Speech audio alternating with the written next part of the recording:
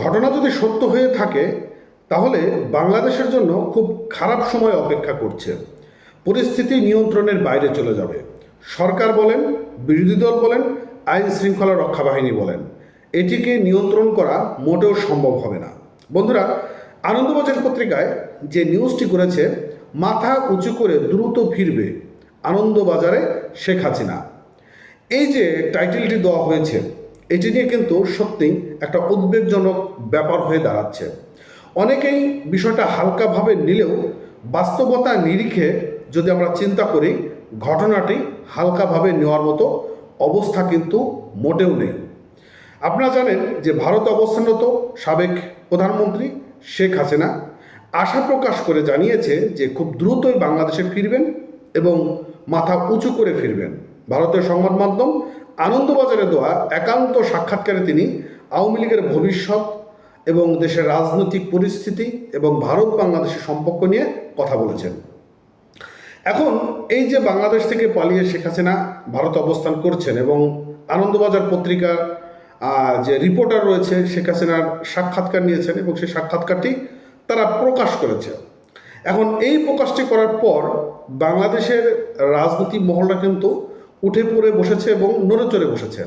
কারণ আপনারা জানেন যে শেখ হাসিনা তিনি বাস্তবায়ন করার লক্ষ্যেই ভারতে বসে কাজ চালিয়ে যাচ্ছেন এবং যদি শেখ হাসিনা একবার ঘোষণা দিয়ে দেয় যে তিনি বাংলাদেশে ঢুকে পড়বেন 2-1 দিনের মধ্যে, তাহলে বুঝতে হবে যে 2-1 দিন আগে থেকে বাংলাদেশে একটি অরাজকতা সৃষ্টি তৈরি হয়ে যাবে। সরকার নিয়ন্ত্রণ রাখার মতন কোনো অবস্থা রাখতে পারবে না, যেটি আমাদের যে বাংলাদেশ, আমরা সাধারণ শান্তিপ্রিয় বাংলাদেশি মানুষ, এটি আমাদের জন্য অনেকটা সমস্যা তৈরি হওয়ার সম্ভাবনা রয়েছে।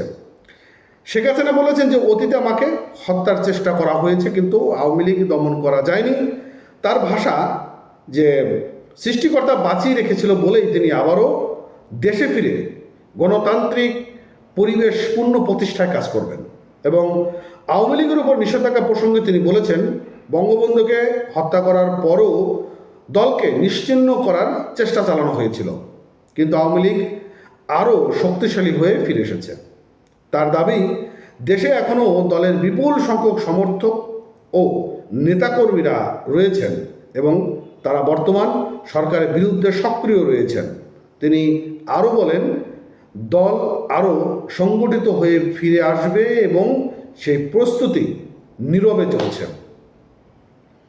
বাস্তবতা নিরিখে তিনি যে কথাগুলো বলছে সেই কথাগুলো বাস্তবতা রয়েছে, কিন্তু বাস্তবতা থাকলেও সত্য বলতে যদি ঘটনা হয়ে যায় দেশে গৃহযুদ্ধের মতো পরিস্থিতি তৈরি হবে। পরিস্থিতি সত্যি নিয়ন্ত্রণের বাইরে চলে যাবে। কি হবে আর কি হবে না, যারা এই বিষয়টাকে নর্মালভাবে চিন্তা করছেন যে আসুক না, তাকে ধরেই তো আমরা জেলে ভরে দেবো বা এই করব সেই করে ফেলবো, এতটা মোটেও সম্ভব হবে না। 5ই আগস্টের দিন শেখ হাসিনাকে যা করার করা যেত, 5 আগস্ট গণভবনের মধ্যে শেখ হাসিনাকে যা করে ফেলতে পারত, এখন এটি মোটেও সম্ভব নয়। কারণ আন্তর্জাতিক চোখ রয়েছে বাংলাদেশে, আওয়ামী লীগের যারা সমর্থন রয়েছে, বিশেষ করে কট্টরপন্থী সমর্থন রয়েছে, তারাও চোখ রেখেছে। তো যাক বন্ধুরা, জানি না এটি কি হবে আগামী দিনে, বাংলাদেশের ভবিষ্যৎটা কি তৈরি হচ্ছে। এটি ভালো থাকেন। নতুন হয়ে থাকলে আমাদের পেজটি ফলো করে রাখবেন আর আমাদের এই নতুন ইউটিউব চ্যানেলটি সাবস্ক্রাইব করে রাখবেন। ধন্যবাদ এতক্ষণ সঙ্গে থাকার জন্য।